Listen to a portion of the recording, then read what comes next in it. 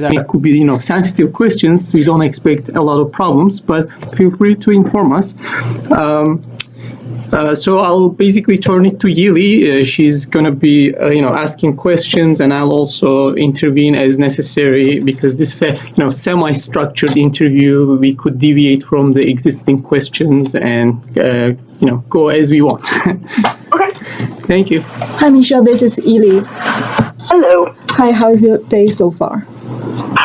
Frustrating, but as always. Too much to do and not enough time to do it in. Okay, we can start from a small description of your, can you start with your role in Maryland Department of Health and particularly how it is related to health data? Okay, official title, Health Policy Analyst 2. I work in the Policy and Compliance Division under Health IT in the Business Intelligence Data Governance section. And how it is interact with the MMS system and the data in it? With the provider enrollment.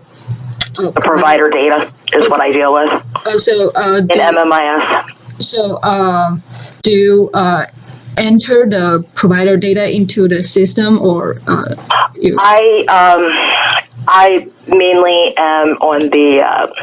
I guess to describe it would be to basically verify. More of a QA, verify the data integrity from the policy side, that the data actually matches up, that it's been entered correctly. If it hasn't been, then to detect the deficiencies and notify what needs to be corrected. Yeah. Okay, so you must encounter with a lot of inconsistencies in data, right? Do I encounter? Yes, yeah. Very much so.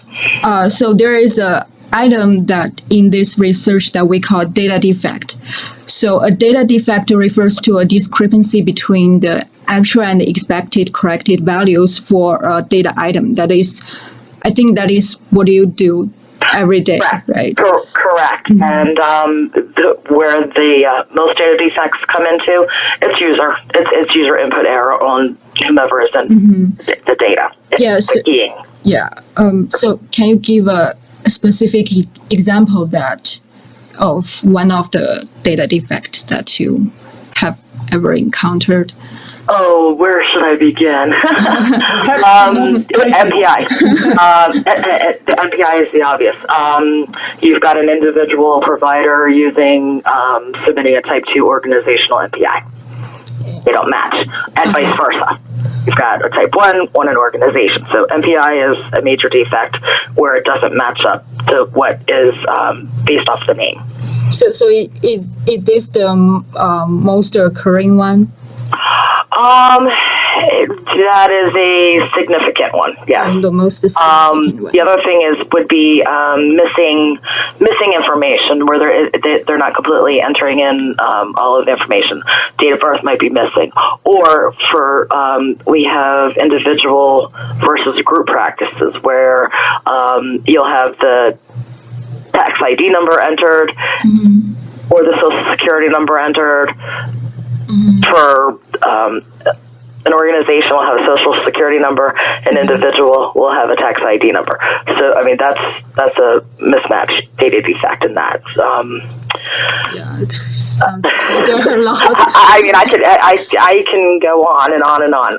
Categories of service fields. Depending upon the provider type that's in there. Those are often either they're left open-ended when they should have been end-dated because they no longer are applicable, or they do not add the correct ones in there. That's another. These are the most frequent data inconsistencies, defects that I see. Yeah. So, as there are so many different types of data defects. Oh yeah. In MMI system, so it must. So these defects distract from the quality of data. So higher number of data defects are associated with lower data quality. So through which mechanism and how do you realize how about data quality problems? Basically, I run, depending upon what I'm looking for, I run a report out of the database. For the expected, like for instance, if I want to check all of one specific provider type to make sure that there's no data missing, or it's basically I run the report based off of the provider type, and currently now it's a manual process to actually look to see that if the data if it is aligned. Usually I use dump it into Excel, create a lot of pivot tables based off certain criteria to get the numbers off of that. So you mentioned that you work on the report for the database. So what is that kind of report for? It's just an ad hoc report that I create based off of different data fields, depending upon what it is that I need to be analyzing. You know, somebody says, are there, how many providers in the specific provider group or type are missing social security numbers or are missing, you know, pertinent information. I'll go ahead and I'll create an access report with those fields based off of whatever criteria they're looking for, and then go ahead and dump that into an Excel. And then just manipulate however I need to based on what information they're looking for. So would it be accurate to say that actually you realize data problems as you need to use the data in your field? I'm sorry, could you? So you realize that there are problems when you actually need to use the data to answer some of the questions you need to answer. Yes, and that is how a lot of things that are unknown, you don't know what you don't know until you know. So yes, that's how some of the defects are found. Based off of the, you know, and the thing is that when we're looking at this, I might be looking for one specific, but we'll notice other additionals that don't fit that criteria or that are wrong, and that's where, and then I'll start going. It's like you're on one tree branch, and then you start branching off again because it just keeps. It's a domino effect. It keeps getting bigger and bigger and bigger, and you find out that there's more than just one aspect that you thought was wrong. There could be a bunch. Yeah, very interesting, because a number of years ago, I was basically looking at the program defects, software defects or bugs. So in that case also, you didn't know how many defects existed in the code. And there were some techniques to understand the capabilities of the testing suite, because you would basically inject defects and try to see what percentage of the injected defects can be actually captured by the test suite, and try to extrapolate that to the you know, to estimate the number of unknown defects, right? So in this case also there are unknown problems in the data, and we actually don't know really the full extent of it. Exactly. Yeah. That is exactly it. You're looking for one specific, you know, group batch of information, and just because I'm familiar with what should be correct, and something will catch my eye, and then that'll lead me down another road to, you know, okay, well, this is more of a problem than it's just an isolated incident, so it compacts on itself. Okay, so when we come to data quality improvement, that is identifying data defects and tracking them to their resolution to ensure that data is correct. So to what extent do you think data quality improvement is necessary in your opinion, and why would MDH need data quality improvement? Oh boy, I don't know if I really have a good. Well, I mean, based off of just because I specific with the provider file, if the provider's not set up right, that if the quality of the data is not there, then that will affect billing. It'll affect claims. It'll affect payments. It'll affect them being able to submit. So the data quality is necessary. I mean, it needs to be to fit within the parameters as far as that part goes. And it's a cost. It's a cost issue. Then, what are the most time-consuming issues occurring because of data quality problems? When you identify one set of errors, and then you need to research more. It's a lot of research, going back through trying to find where, because it doesn't necessarily, you don't know how long this has been. It could be something that was just somebody changed something yesterday, or does it go back in time, and how long has it been an issue? So it's the research is the most time consuming, just to find out when the initial occurrence happened. So averagely, how long do you spend for every error recheck? It depends. There is no standard. Some of them can take me hours, some of them can be days, and some of them are quick. You can just eyeball something's wrong. You know exactly what happened, how it happened. It varies. There's no standard. So is there any metadata that's, data about data that you can refer to when you do this type of research? The only thing that I can do, and which makes it time consuming if it's an involved process, is because we have daily data pulls, is doing a comparison between either a span of dates or whatever, just to see what happens. So try to think through the methodology of exactly what it is that you need, but it depends on the different variables that are in play. Yeah, so for the money consuming, so what kind of data quality problems that is most costly issues? Claims being denied because the data is input incorrectly. Oh. So is there a kind of cost attached to it on average? Yeah, your providers aren't getting paid for services rendered, so yeah, I would say that's a costly cost. Also, it could be as part of the fraud, where they're submitting information that because somebody was set up incorrectly, or something was allowed to pass through where they shouldn't have. Yes, they've been paid. So I mean, that's a varying factor as well. So when they don't get paid, they apply again, and then that's basically No. That's when the phone calls start, and sometimes that's when some of the errors are identified. Why did my claim not? Why didn't I get paid or what have you?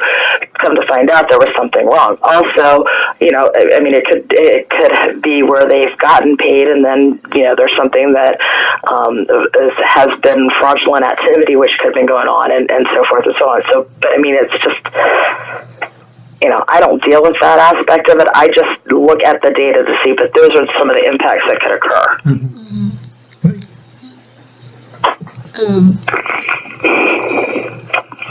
Then, so when you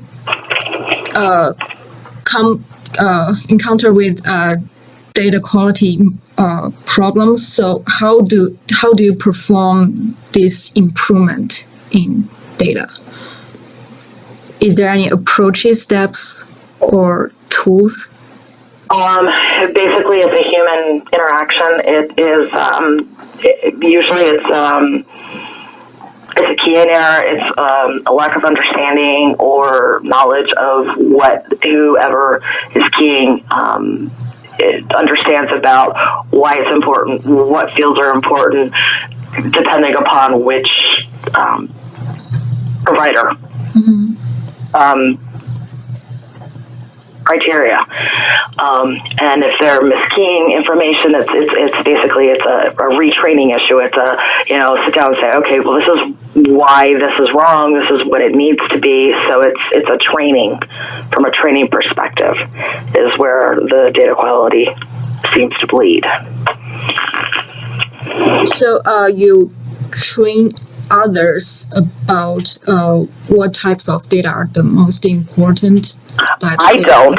Personally, I don't. I submit that to, I'll notify whomever it is that needs to be notified of the information, and then that's up to them to go through with that. I can only identify and, hopefully that set within the policies, hopefully that takes place, but I'm not responsible for that. Once I notify the appropriate parties of what is the issue,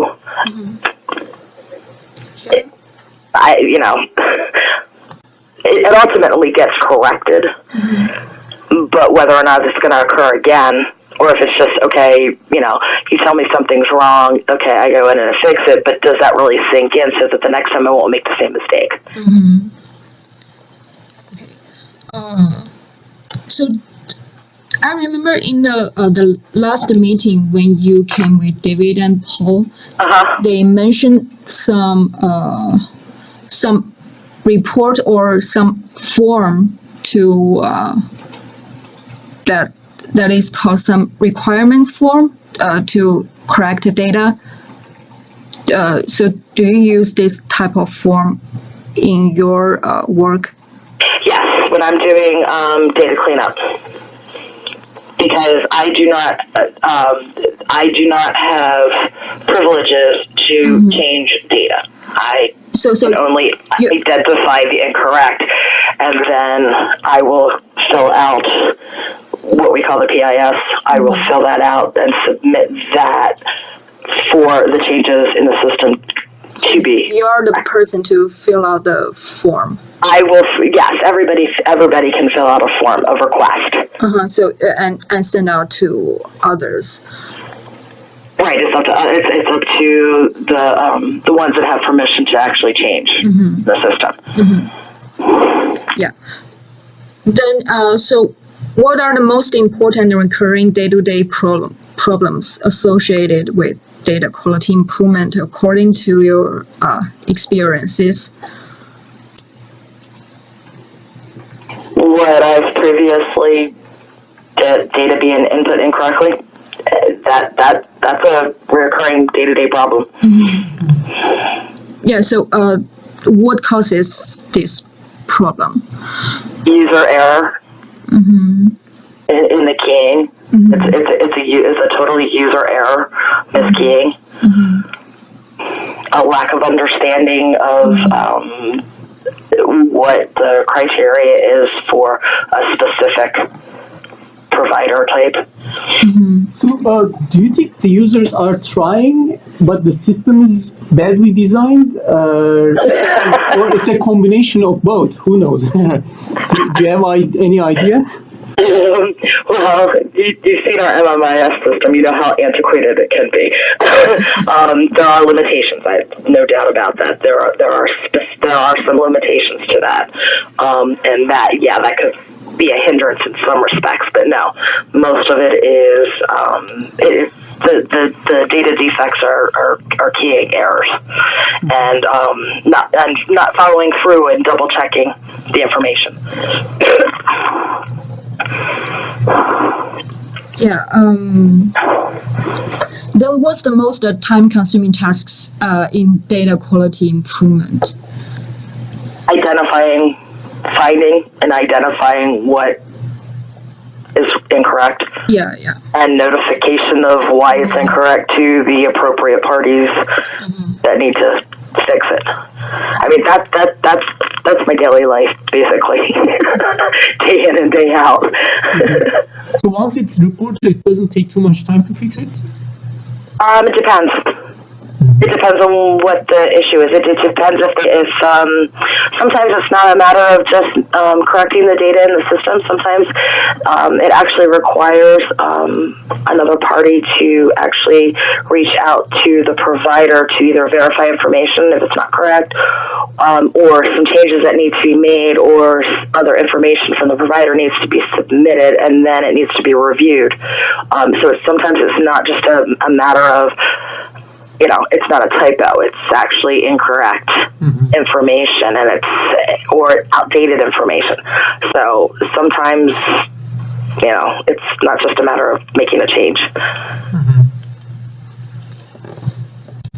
So when you send out a change request or communicate with others to change the data, is there any communication or collaboration difficulties in this process or activities? Not generally, no. So is it because the change requests are very clear so that everyone receive it, they can understand? Yes. And supporting documentation is also attached when there's a change request added. There is supporting documentation that, and it's explicitly stated what exactly needs to be changed. So I don't believe that's an issue. So the most problems come with the process with data entered. Correct. Absolutely. Okay. So in this data quality improvement process, which current activities can be possibly eliminated or merged?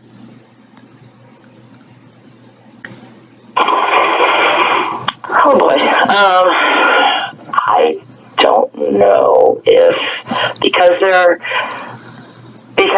is input by a human and humans make mistakes, I don't know if there's anything that can be eliminated, because initially the information has to be input by someone. So I don't think that there's any elimination stage whatsoever. Now, as far as merging data to kind of minimize the what's going on is with our new provider enrollment system, because like I said, I'm only speaking specifically from the provider. The data is that with the new provider enrollment portal, the information that the providers are entering in themselves, so that kind of like decreases some of the, because you know your own data, so you're putting your information in, and then it's it has to go through the review process and stuff. Where the disconnect happens is that there is no interface, which automatically imports that into MMIS. So that's a manual key by people. So that's where you leave yourself open for. So if we an interface so that the data would be a little bit more streamlined, whereas you're not taking from one and allowing for the errors of this keying.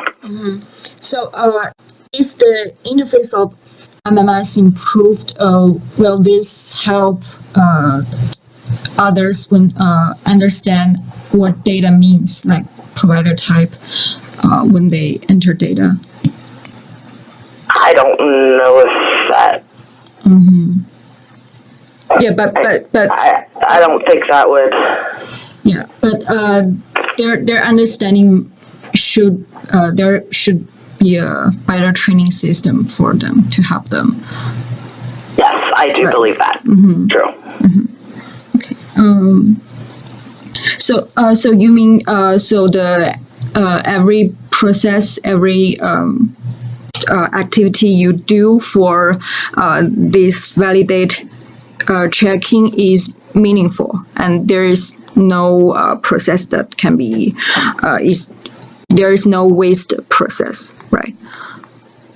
Well, it could be automated. A little like what you guys were working on, but not find inconsistencies between what's known and what the valid values are versus what's not valid, and identifying it quickly. That would be, a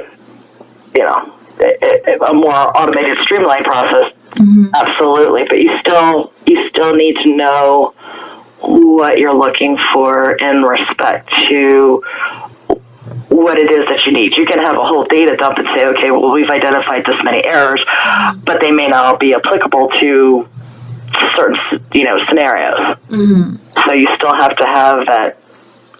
Does that make sense? Did I go off course there? Yeah.